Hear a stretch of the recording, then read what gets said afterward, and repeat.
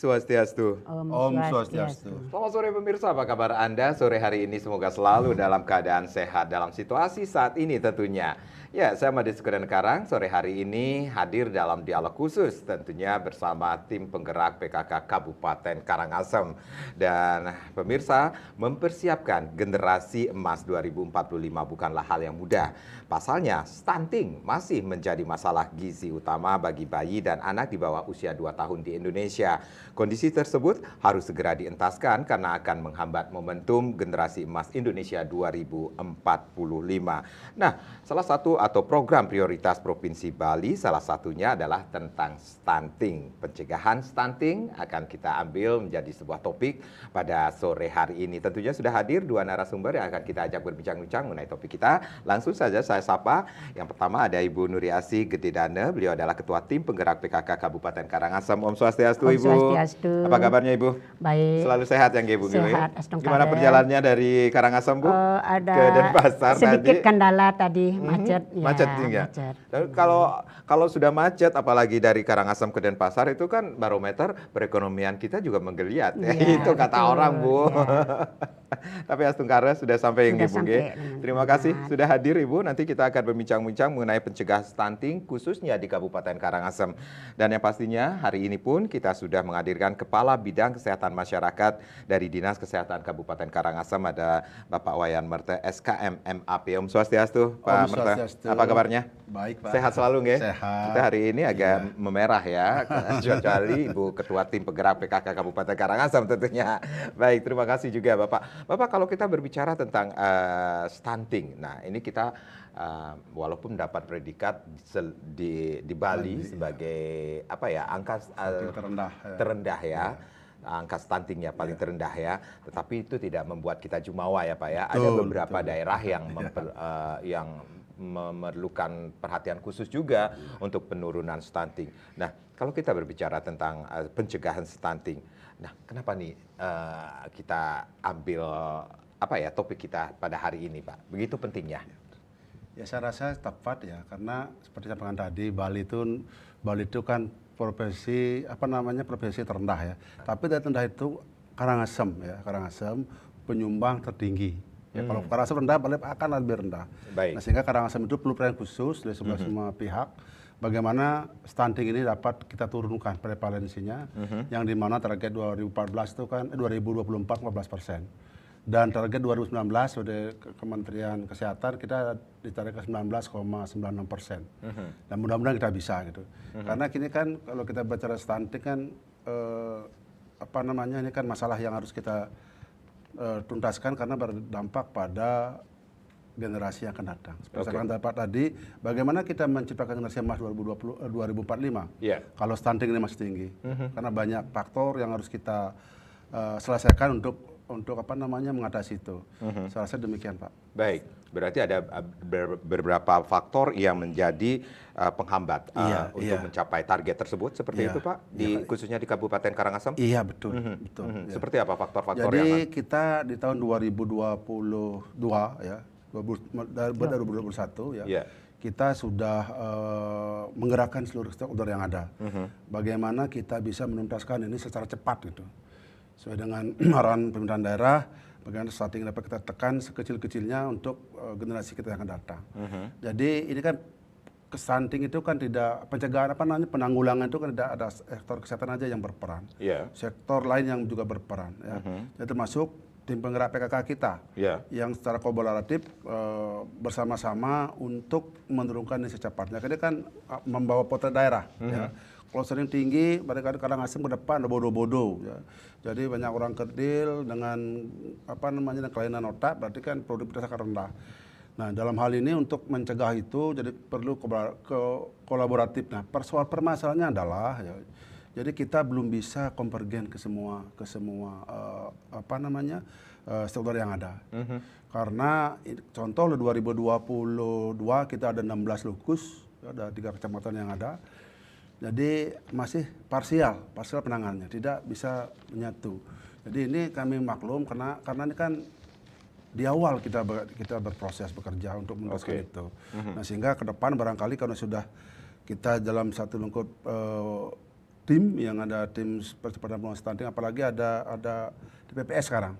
Itu diharapkan kolaboratif, jadi semua stakeholder bagaimana sudah kita tentukan lokusnya, mari kita garap itu secara bersama-sama sehingga kelihatan hasil kita seperti itu. Berarti ada hal-hal juga yang menjadi penghambat untuk mencapai target tersebut, Pak? Kiranya ada, itu dah. Tidak semua stakeholder menyatukan langkahnya ke satu titik ya, masih parsial seperti Mas tadi itu ya. Oke. Contoh, kita ada lokus di Kecamatan Abang. Jadi sebenarnya Kecamatan Abang terkeroyok sama-sama ya. Jadi OPD yang berperan rupanya penyediaan pangan, air bersih ya, yang intervensi sensitif keroyok di sana. Nah sehingga cepat pemulihannya. Persoalannya adalah walaupun dari contoh air bersih dari PU, sanitasi ya dari PU. Walaupun seperti itu, namun kenyataannya ada program ke sana tapi tidak bisa menyasar seluruh Banjar yang ada. Banyak pada satu desa Banjar itu di Banjar itu ya, kami ulangi satu titik di desa itu kena 2 Banjar, 3 Banjar sehingga air bersih tidak bisa kita tuntaskan dalam satu desa itu. Itu ya pernyataan yang ada. Kemarin ada di BAN ya, kebetulan lokus di BAN itu ada program Pansimas ya. Tapi tidak bisa menyasar seluruh Banjar yang di BAN. BAN itu kan kubur kan luas ya. Jadi dari Banjar A, Banjar yang jauh-jauh. Nah itu persoalan kita. Sehingga air bersih sama sanitasi masih masalah kita.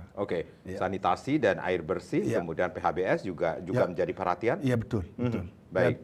Pak Merta dan Ibu, nanti kita akan lanjutkan lagi bagaimana pencegahan stunting khususnya di Kabupaten Karangasem niki sendiri. Pemirsa jangan kemana-mana, di segmen berikutnya masih dalam dialog khusus bersama tim penggerak PKK Karangasem.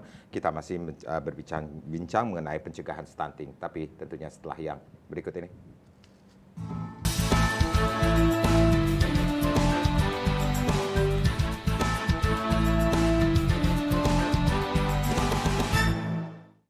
Baik, terima kasih Anda yang baru saja bergabung bersama kami dalam dialog khusus. Pencegahan stunting masih menjadi topik kita pada hari ini.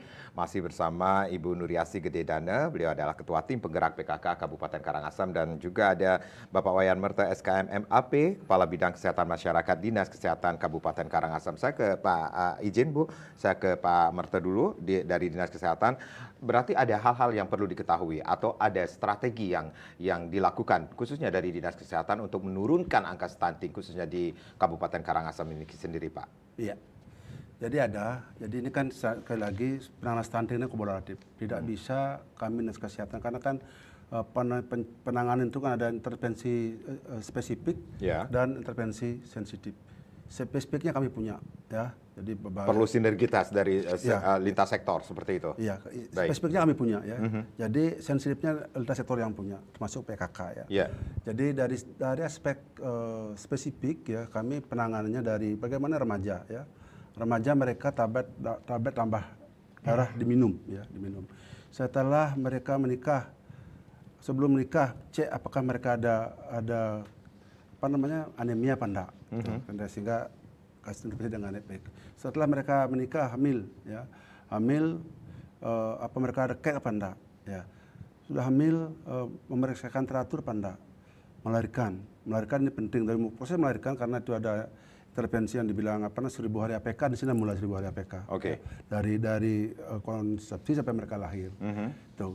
Jadi berpapa, jadi setelah lahir mereka harus di IMD dulu, inisiasi menyusui. Hanya tidak langsung dibersihkan, inisiasi menyusui dulu ya sampai mereka bisa dari putri susu ibunya untuk mendapatkan kolostrum lebih banyak. Ya. Setelah itu ASI eksklusif selama 6 bulan. Ya. Baru pengenalan makanan pendamping ASI ya sampai dan ASI 2 tahun. Baik. Saya ke Ibu Nuriasih niki selaku Ketua Tim Penggerak PKK Kabupaten Karangasem niki sendiri. Kita mengetahui tim penggerak PKK sebagai mitra pemerintah yang harus mampu menjadi pelopor, kemudian pembaharu yang inspiratif tentunya, dan ada hal yang perlu diketahui untuk pencegahan stunting khususnya di Kabupaten Karangasem niki sendiri. Berarti ada langkah-langkah strategis yang dilakukan atau yang dapat dilaksanakan oleh tim penggerak PKK niki sendiri, Bu, dalam percepatan penurunan stunting niki?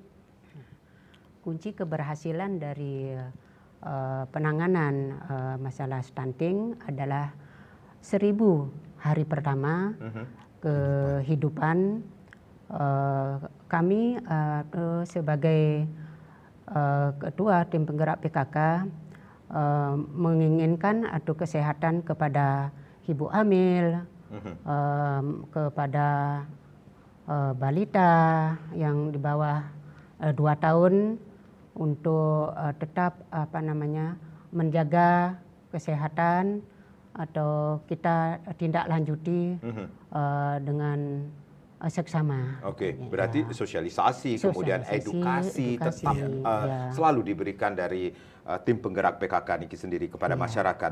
Betapa pentingnya untuk penurunan stunting Niki sendiri, Ibu. Untuk penurunan stunting kami di Karangasem karena kesehatan itu adalah sangat penting, terutama untuk bagi ibu hamil, kepada bayi yang artinya kurang pertumbuhannya kurang bagus. Kami memberikan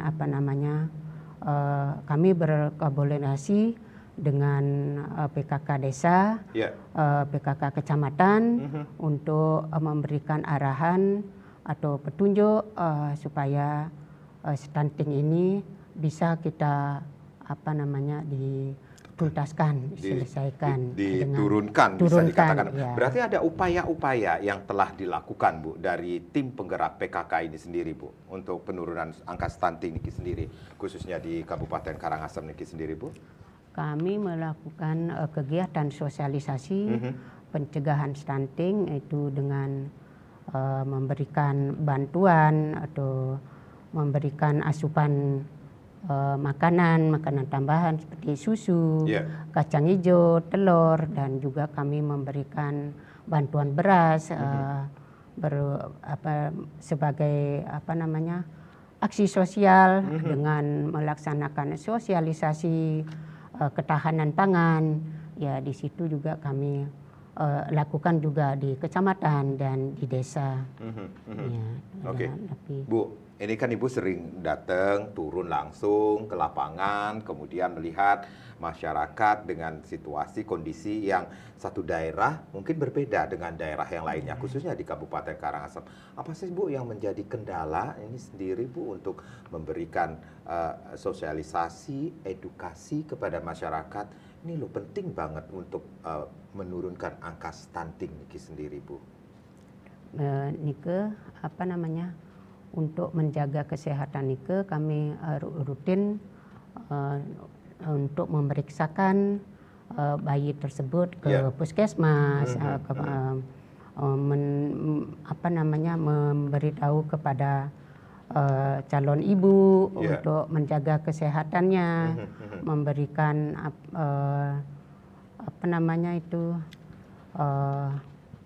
pokoknya ini yang penting sekali, sosialisasi, kemudian edukasi, bukan hanya sosialisasi, kemudian edukasi, tetapi aksi sosial pun dilakukan dari tim penggerak PKK Niki sendiri.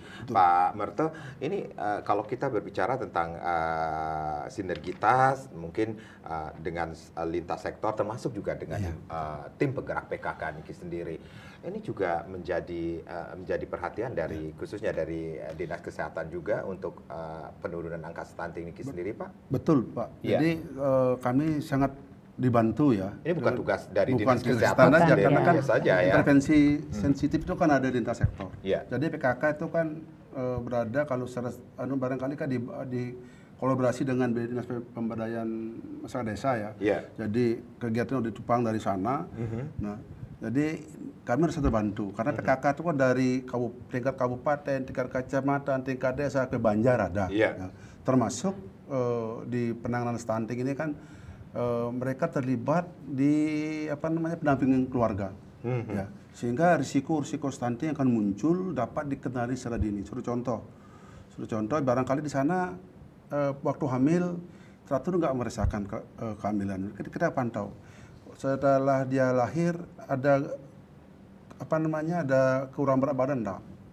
Faktor risiko. Kemudian mereka rutin enggak ke posyandu. Ini faktor risiko. Kalau tidak rutin berarti tidak tahu perkembangan daripada anak yang ada balita atau bayi yang bersangkutan ya.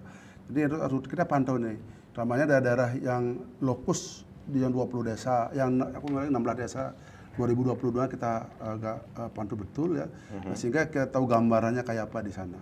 Jadi PKK ini membantu kami ya. Jadi karena mereka langsung langsung menjadi tim di sana ya. Yeah. Ini sangat membantu kami untuk informasi secara awal kepada teman-teman kami di Puskesmas. Ini loh bayi yang lahir dengan BBLR yang sudah kita pantau bagaimana perkembangannya. Terus permasalahan yang lain barangkali untuk di lintas di kegiatan di masyarakat, terutama di Posyandu ini ya. Jadi itulah kelemahan kita, bahwasanya kadang-kadang mereka dah rutin untuk memonitor pertumbuhan anak-anaknya. Nah, sehingga ini perlu kadang-kadang Puskesmas perlu mengecek turun lagi untuk memotivasi kembali sehingga rutin datang. Termasuk ibu hamil yang akan berisiko ada kek apa enggak dia ini. PKK ini tahu dia bertiga itu, sayangnya ya. Jadi barangkali karena dia stunting ini kan ada di bawah BKKBN sekarang. Ya, BKKBN sehingga perlu push lagi masalah pendanaan mereka karena sangat rendah ya. Pendanaan mereka sehingga mereka bisa lebih bernapas lebih lega, karena dijajal dengan sekian tanggung jawab pada kertas seperti fotokopi dan sebagainya, mari kurangi itu aja kan kami. Nah, sehingga mereka fokus ya di tahun 2023 ini untuk mengawal ya permasalahan stunting yang menjadi tanggung jawab mereka di tingkat Banjar sampai tingkat desa. Ya, seperti itu. Baik, Ibu, selaku Ketua Tim Penggerak PKK Kabupaten Karangasem ini sendiri, dengan apa yang sudah dilakukan selain sosialisasi, kemudian edukasi dan aksi sosial yang dilakukan kepada masyarakat, berarti sosialisasi program perencanaan sehat seperti apa yang dilakukan dari Tim Penggerak PKK kepada khususnya di Kabupaten Karangasem ini kepada masyarakat, terutama kepada catin atau calon pengantin, kemudian ibu hamil seperti itu, agar terhindar dari yang namanya stunting seperti itu, Bu.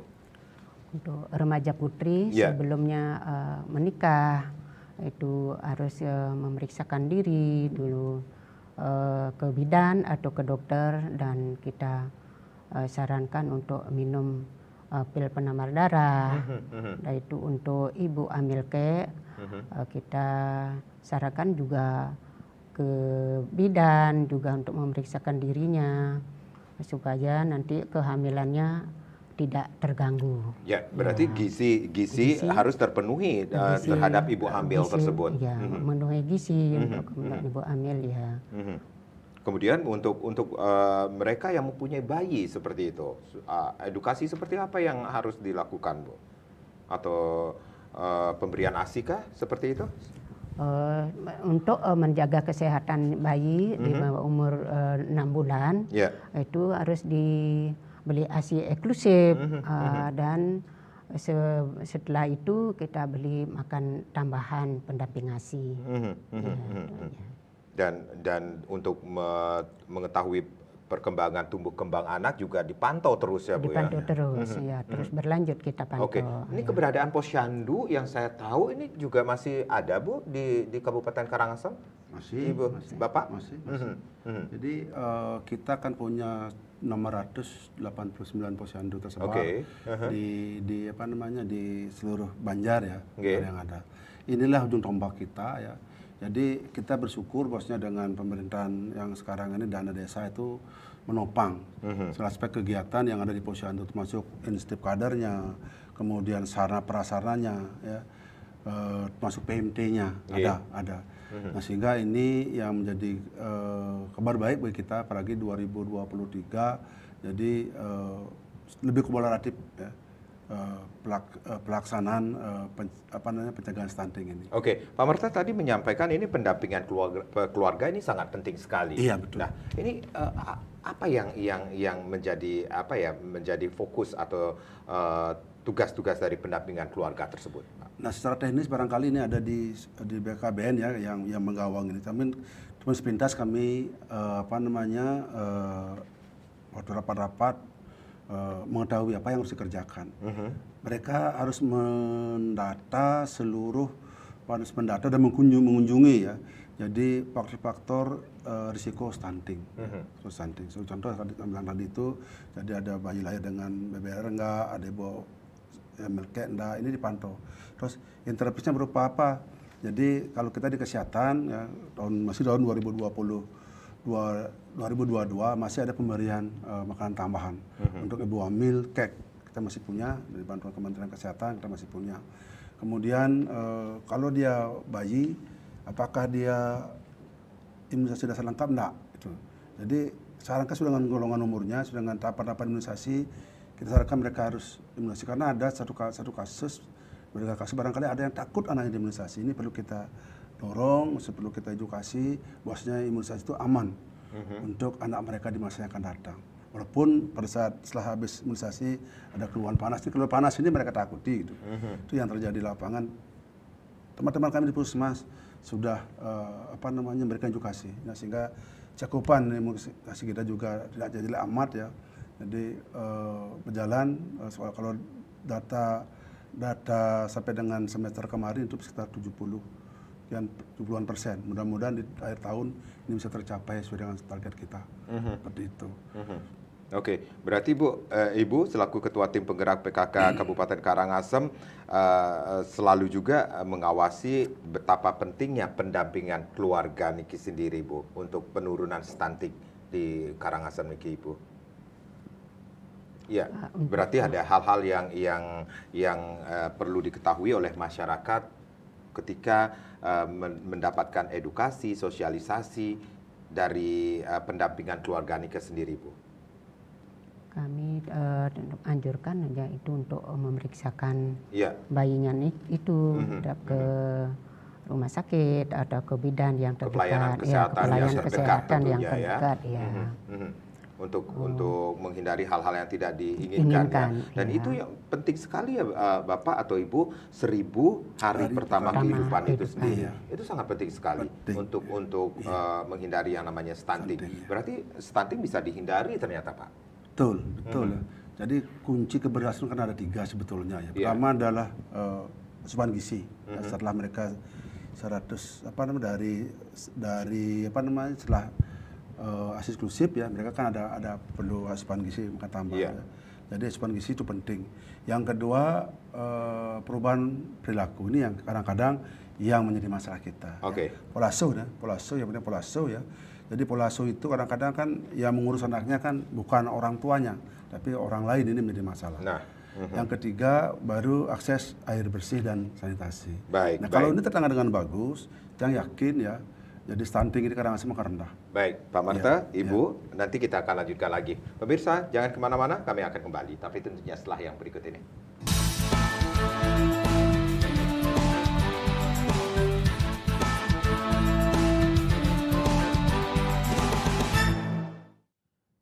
Baik, terima kasih Anda yang baru saja bergabung bersama kami dalam dialog khusus sore hari ini. Masih bersama Ketua Tim Penggerak PKK Kabupaten Karangasem, ada Ibu Nuriasi Gededane, dan Kepala Bidang Kesehatan Masyarakat Dinas Kesehatan Kabupaten Karangasem. Bagaimana pencegahan stunting masih menjadi topik kita pada sore hari ini. Pak Marta selaku Ketua atau Kepala Bidang Kesehatan Masyarakat, yang menarik sekali adalah pola asuh. Nah, ini berarti ada apa yang dimaksud dengan pola asuh itu sendiri, Pak, untuk penurunan angka stunting ini sendiri? Yang pola asuh bagaimana cara kita ya mengasuh anak yang baik dan benar. Ya tentunya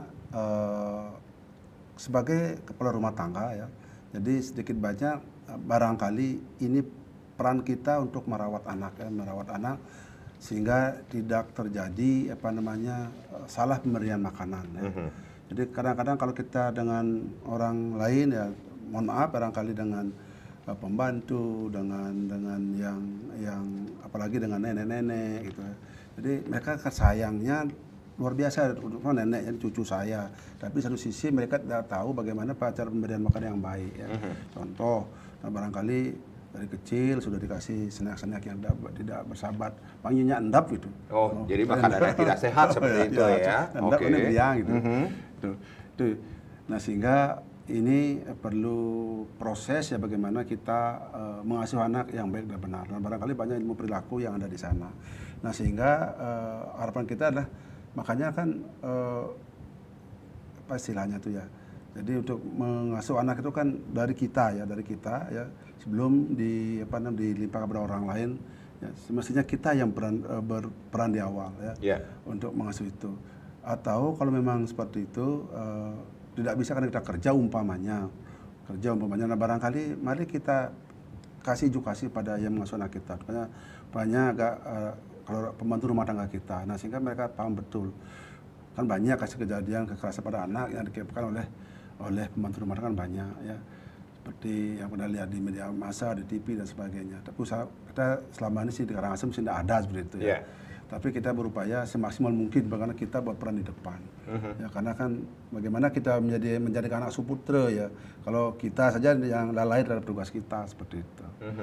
Kayak seperti itu. Oke, baik. Ibu, kalau saya baca, saya pernah tahu bahwa visi PKK adalah terwujudnya keluarga sehat, kemudian cerdas, berdaya, beriman, dan bertakwa. Niki sendiri menuju Indonesia maju 2024 Niki sendiri. Nah, berarti ada hal-hal yang perlu kita ketahui tentang pola asuh Niki sendiri.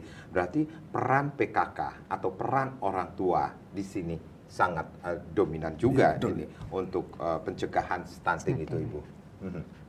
Seperti apa hal-hal atau peran dari PKK Niki sendiri, Bu, untuk memberikan pengertian, sosialisasi, kemudian edukasi kepada masyarakat, Bu, tentang pola asuh Niki, Bu?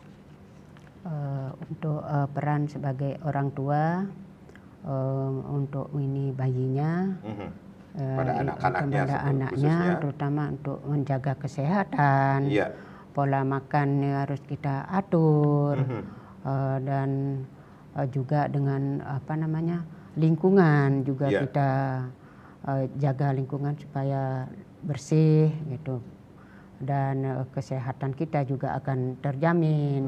Itu untuk memberikan makanan itu ya diutamakan makanan yang khusus untuk bayi sebelum atau umurnya gitu, harus dipantau juga gitu. Oke, baik. Ada hal-hal yang perlu diketahui juga ya Pak Merten sendiri ya. Selain pola asuh juga PHBS juga itu sangat penting sekali, Pak. Penting ya. Ya, bagi masyarakat. Untuk pencegahan stunting ini. Iya, betul ya. Jadi contoh kan ada sekian tatanan ya di PHBS ya. Kalau tatanan rumah tangga barangkali seperti tadi itu ya. Jadi hal yang kecil lah, cuci tangan. Siap dari luar kita harus cuci tangan pakai sabun pada air yang mengalir, ini penting. Nah, inilah kita pembelajaran bagi kita. Kenyataannya kita udah mulai sadar ya. Ini akibat pandemi ya. Dulu kan nggak kita sadari ya, kita barangkali lalai terhadap itu. Tapi sekarang kebanyakan di rumah tangga sudah tahu dia. Contoh kami ada pernah mengikuti lomba naga teladan ya, dari kecamatan di Puskesmas Rendang. Jadi mereka di daerah-daerah perempatan itu punya semacam botol bekas ya. Botol bekas dikasih hijau ya untuk menyaring airnya itu. Air dari, kan mereka tidak punya air bersih dari perpipaan, dari air cubang ya. Jadi mereka ada digantung di sana, ada ditampung air hujan, ditampung seperti itu, Pak. Jadi mereka dari luar, akibat dari ngarit seperti di sana itu, mereka datang ya, cuci tangan, ada sabun di sana. Ini kondisi yang mereka yang diajarkan oleh tenaga kesehatan lingkungan kami. Tuh, makanya di masa pandemi kemarin itu udah terbiasa ya. Kami ulangi, yang sekarang udah terbiasa karena diajari pada saat pandemi kemarin itu. Itu. Untuk mengetahui pemantauan, bagaimana mengetahui pemantauan pertumbuhan dan perkembangan anak nantinya, Pak? Kalau pemantauan pertumbuhan, perkembangan anak kan kita lihat di Posyandu ya. Posyandu itu terekam di KMS, KMS mereka ya. Jadi buku pink itu. Jadi di sana kelihatan kalau mereka naik berat badannya, tinggi badannya ada di sana, kelihatan di sana ya. Jadilah sebenarnya potret anak kita, atau kalau kita punya punya bayi ya, di sana potretnya. Itu untuk mencegah stunting bagaimana ya. Jadi kalau sampai sekian kali tidak naik, satu kali tidak naik sebenarnya harus perlu pemeriksaan dokter. Apalagi 2 kali, apalagi 3 kali, apalagi berkali-kali. Ini sudah ada faktor risiko yang bermasalah ya. Nah, sehingga kalau udah stunting yang ditandai dengan infeksi yang berulang, ini sulit untuk dituntaskan, apalagi di atas 2 tahun. kulit dijelaskan. Kalau di bawah 2 tahun masih kita perbaiki, masih diperbaiki ya. Nah untuk itu, barangkali ajakan saya kepada masyarakat di Karangasem, mari memanfaatkan posyandu ini ya, posyandu ya, karena sudah dibiayai oleh pemerintahan desa untuk kadernya, untuk asupan makanan yang tentang posyandu atau PMP-nya. Mari, karena di sana kunci kita. Kalau ini yang kita akan membedakan bagaimana sih cara membedakan stunting dan tidak stunting gitu. Barangkali kan dari infeksi berulang yang terekam di KMS mereka itu. Itu. Oh, jadi bisa dilihat yang digunakan untuk memonitor atau memantau perkembangan anak tersebut. KMS itu. Walaupun cara pengembangan secara gini belum bisa kita ukur ya. Perkembangan secara otak ya, di otak belum kita. Itu kan ahli yang mengukur itu. Maksudnya ahli penyakit ahli anak ya yang mengukur itu. Tapi kalau untuk secara sepintas kita bisa lihat dari KMS yang ada. Oke. Berapa kali T dia tidak naik. Kalau udah 1 T, kalau secara teori arahan daripada kementerian 1 T udah perlu pemeriksaan, 2 T, berarti itu udah dirujuk. Oke. Sehingga dapat penanganan lebih bagus oleh spesialis, dirujuk ke rumah sakit. Ini apa sih perbedaannya antara pertumbuhan dan perkembangan sih Pak? Kalau pertumbuhan itu kan dilihat dari naik tidaknya tinggi badannya. Kalau perkembangan kan dilihat dari kognitif mereka ya, apakah mereka contoh dari umur sekian apa bisa merangkak apa tidak, apa tidak itu. Seperti itu ya. Jadi lingkar kepalanya kayak apa gitu, seperti itu. Iya. Jadi ada yang harus diketahui ya antara pertumbuhan dan perkembangan. Iya. Berarti bayi laki dan perempuan sama nggak sih Pak untuk memantau pertumbuhan dan perkembangan tersebut? Seharusnya sama, karena kalau di standar itu kan ada ini KMS itu laki-laki, ini KMS perempuan, ada itu, ada. Jadi sejauh mana perkembangan mereka yang tidak dari kelihatan aja kasih mainan, bukan apatis lah, kebanyakan apatis seperti itu, yang kira-kira perkembangan otaknya bermasalah. Seperti itu. Oke, pengaruh nutrisi juga berpengaruh. Iya, kan ada awalnya dari sana. Tadi lagi dari asupan gizi, dari sana. Gizi. Sudah itu perilakunya, jadi kalau makannya ada yang ngawasin enggak. Lingkungan mereka air bersih, apakah ada mereka masih BAB di sembarang tempat apa tidak. Ini kan tempatnya kan kunci kegagalan sebetulnya. Kalau anak banyak diare kan sudah ini. Oke, Ibu kan sekali lagi ini sering turun ke lapangan untuk mengecek atau memberikan sosialisasi, edukasi kepada masyarakat. Ini ada nggak sih Bu kendala-kendala di lapangan, mungkin masyarakat yang mengatakan, oh anak saya nggak stunting kok, tetapi padahal anak itu sudah mengarah ke stunting. Seperti itu. Ini pengertian apa sih Bu dari tim penggerak PKK yang Ibu lakukan dan tim penggerak PKK khususnya di Kabupaten Karangasem untuk memberikan pengertian kepada mereka bahwa anak ini perlu sekali mendapatkan perhatian yang serius seperti itu agar tidak terjadi stunting seperti itu Bu? Untuk itu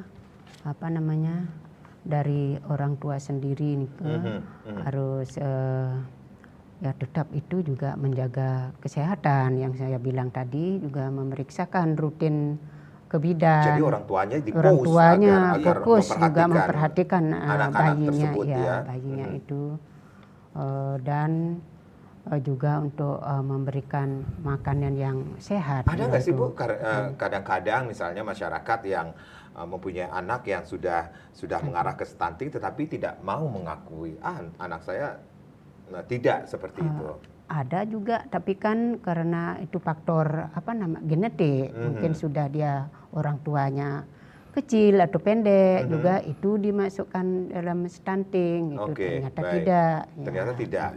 tidak selalu identik orang kecil dimasukkan dengan stunting gitu. Padahal banyak juga anak kecil pendek tapi lincah seperti itu ya Pak ya. Iya betul. Karena itu jelas antara stunting dan stunted ya. Kalau stunting itu apa bedanya Pak stunting dengan stunted Pak? Kalau stunting itu sudah gagal tumbuh ya.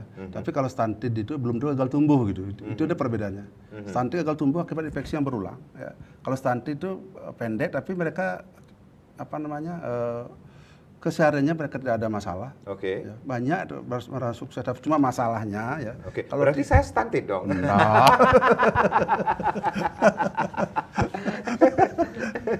Ini apa yang mengakibatkan stunted itu sendiri, Pak? stunted itu Apakah biasa. ada hubungannya dengan gizi buruk kah? Atau gizi? Kalau gizi harusnya enggak, karena begini, kadang kan mereka kan kebanyakan dari faktor genetik kebanyakan ya. Jadi kebanyakan, nah, sehingga stunted itu pendek, dari ibunya pendek, anaknya pendek. Tapi mereka tidak ada pernah, lihat dari KMS, mereka tidak pernah infeksi yang berulang-ulang. Jadi cuma perawakan aja mereka gini, yang pendek gitu. Tuh, banyak kan yang, tapi kan tidak sependek-pendek kayak yang di sirkus itu kan, bukan Oke. itu yang dimaksud. Jadi tidak tinggi setinggi yang apa namanya yang Seukuran anak Ya, normal betul. Tapi mereka, dia normal, tapi dia normal. usia mereka Karena- seperti itu. ya kan normal. Jadi mereka tidak ada pernah masalah. Cuma masalahnya nanti kalau ini tidak diawasi dengan bagus, mereka ada di masa tua ya, setelah umur 50-40 tahun, ya ini harus dikawal. Jadi mereka harus apa namanya, kalau kita ada pemantauan berat badan ideal ya, sehingga mereka tidak obes ya. Kalau obesnya kan faktor risiko terhadap penyakit-penyakit yang lain gitu. Itu perlu, karena kalau orang-orang kan takut periksa ya, contoh lah. Jadi kita ada contoh aja, kami di jajaran di kesehatan meriksa di instansi A gitu, pusing banget yang periksa, tawang penyakitnya jam kesiapnya gitu. PTM itu penting. Jadi penyakit tidak menular apa contoh tensi terus kita kawal, gula darah kita kayak apa biar tidak kena diabetes, asam urat kita gimana biar tidak kena penyakit ginjal, kan seperti itu. Oke, baik. Nah, Ibu kembali lagi nih Bu, kalau ngomongin tentang ASI eksklusif sampai bayi berusia 6 bulan. Ini kalau di lapangan kan banyak juga nih ibu-ibu muda sekarang yang saya tahu nih, oh ASI saya tidak keluar seperti itu. Ini sebenarnya banyak juga hal-hal tersebut yang Ibu temui di lapangan, Bu? Kalau di desa saya kira tidak sebanyak itu. Tidak sebanyak kan, itu, Ibu. ya. Karena di desa itu rata-rata ibu itu artinya sering mendampingin bayinya di rumah ya. Tidak apa namanya, ibunya itu sedikit berkarir, itu mungkin bisa dia mengasih susu eksklusifnya sampai berumur 6 bulan. 6 bulan itu Ya, sendiri. itu sendiri. Jadi mereka pure atau Iya. full bisa memberikan ASI eksklusif Eksklusif, itu sendiri, seperti itu. Tapi bagaimana dengan ibu-ibu yang memberikan pengertian kepada ibu-ibu yang memiliki pekerjaan, yang berkarir, yang tidak setiap hari mendampingi sang bayi, Ibu? Selain dikasih susu tambahan, saya kira tidak susah. Bisa dipakai apa ya, alat untuk penyedot, itu kita taruh di kulkas, kan bisa Oke, dalam baik. waktu berapa jam kita kasihkan itu, atau waktu ibunya bisa istirahat dari kantor kan bisa pulang sebentar itu. Oke, baik. Saya tambahkan. Jadi untuk ASI eksklusif ini kan masih, kalau di kami di daerah, jadi masing-masing kantor itu wajib dia menyiapkan pojok laktasi. Iya, Wajib, pojok ya. laktasi. Jadi sehingga ASI kalau dalam suhu ruang dia tahan sampai sekian jam. Ya, kalau dalam kulkas sekian hari bisa. Itu kami lupa gininya ya. Waktu apa namanya? Interval waktunya ya. Saya rasa sekarang tidak sulit untuk merubah perilaku kembali ya, ke perilaku Baik. ya, kembali. Baik. Merubah itu ya sepanjang kita mau gitu. Mau Baik, enggak kita, sepanjang kita mau. Iya. Itu dia kuncinya. Baik Pak Merte dan Ibu, kita rehat kembali, nanti kita akan lanjutkan lagi. Pemirsa jangan kemana-mana, tentunya dalam dialog khusus pada sore hari ini kami akan kembali sesaat lagi.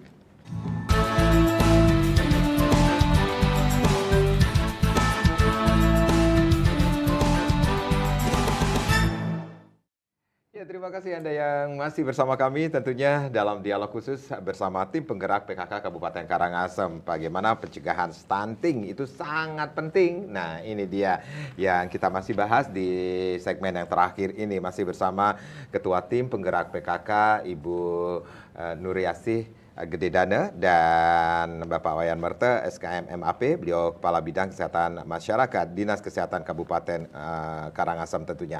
Pak, ini Karangasem juga mempunyai target tentunya nantinya. Iya. Ya, target Optimis nggak Pak Ya. dengan target tersebut? optimis ya. Optimis ya. Tentunya Iya. perlu kerjasama. Iya, Ini karena termasuk juga peran ini dari kolaborasi PKK dengan ini Ibu sangat penting ya. PKK. Untuk posyandunya kader kan mereka juga Iya. mempush kita mempush, karena kader itu ada di BPMD. Iya. PKK bagian dari BPMD. Ya, berarti Mempush- Bu, saya potong sedikit. Berarti ada kader-kader dari PKK juga yang tetap Ibu misal dalam artian mendapat tugas di Posyandu seperti itu, Bu? Dari Posyandu sih tidak, dari Dinas Kesehatan. Dari mungkin BPMD, itu ya. Bu. Oh, BPMD. BPMD. Oh, BPMD ini Kak. Karena secara tidak langsung kan di bawah PKK dari PKK sana. juga. Iya. Masyarakat taunya PKK aja yang punya tugas seperti itu ya kan, Bu? Seperti itu. Ya, Pak. Jadi Berarti sekali lagi ada saya targetnya. optimis. Target kita di 2022 ini adalah kan dari 20 target 14% di tahun 2024 kan sekitar 3,5% turunnya. Jadi 19,96 nggak salah ya. Ya. Tapi kalau kita lihat daripada pemantauan laporan EPPGM kita, jadi kita ada 1 digit, Pak. Udah 1 digit. Ya mudah-mudahan ini kabar baik ya, utamanya di EPPGM. Ya mudah-mudahan tidak tidak naik lagi. Cuma permasalahan kita adalah target target dari dan Posyandu yang diukur itu baru belum mencapai 80%, baru 77 hampir 78%. Apa yang menyebabkan itu, Pak? Itu dah karena yang contoh daerah-daerah sulit di Kubu ya. Tadi Kubu itu kehadirannya belum mencapai 70% ya, baru sekitar hampir 70% ya. Kemudian di Rendang itu kesalahan mereka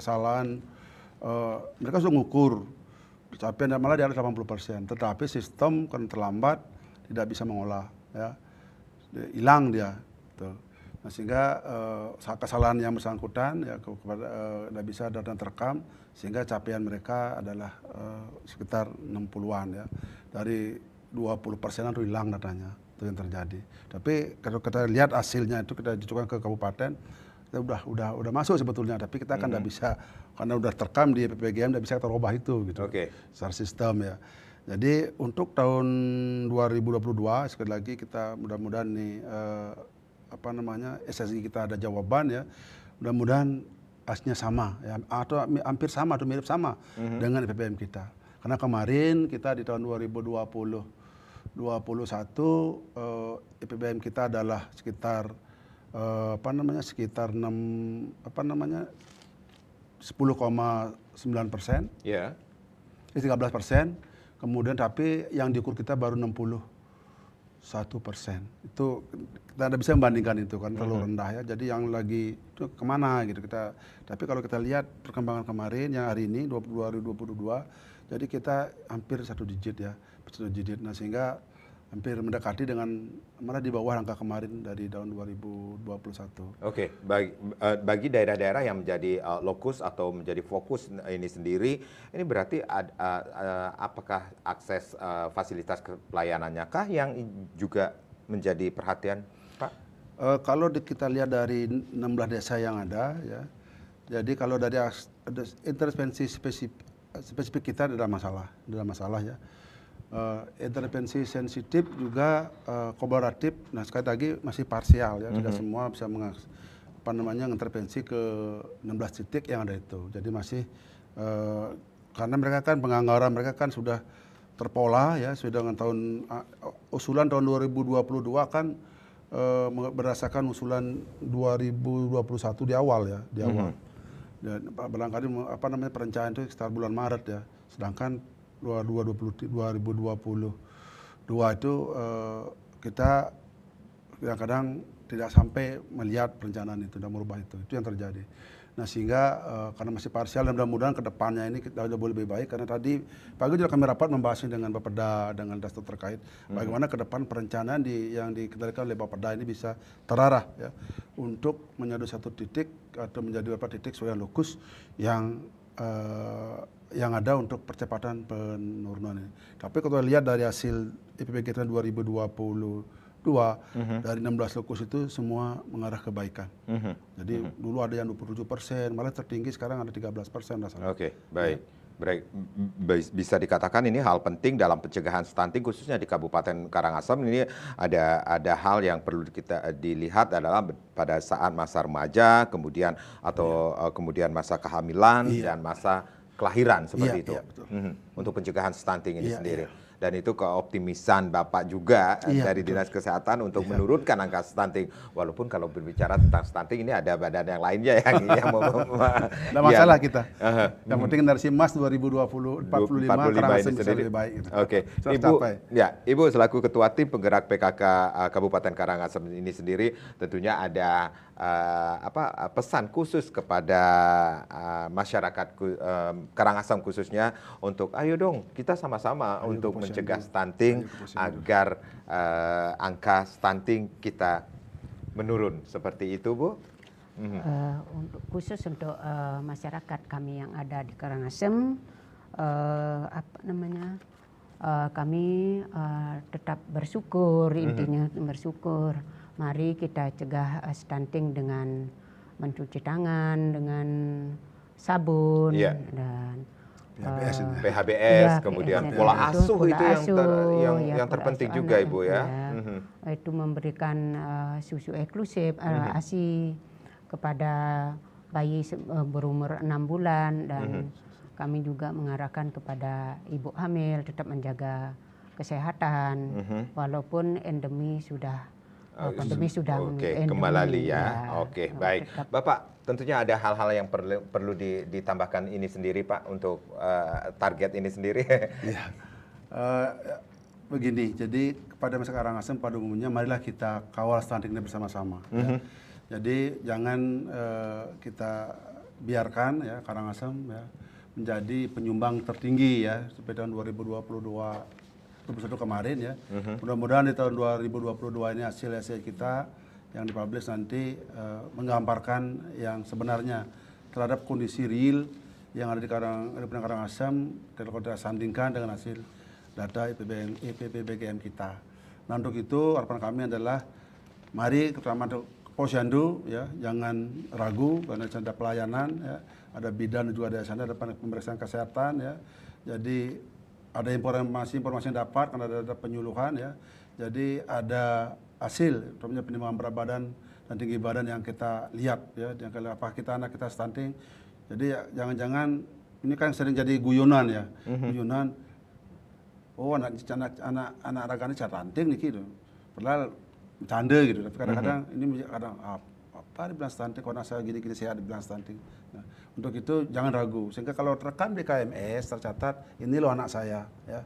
Jadi mereka terpantau dengan baik ya, jadi kelihatan pertumbuhannya dengan baik ya, jadi mengikuti salah satu peta warna yang ada di KMS ya, jadi baik berat badannya, tinggi badannya dan sebagainya. Kira itu. Jadi mari kita kawal ini sama-sama. Jadi Posyandu kita berdagang dengan baik.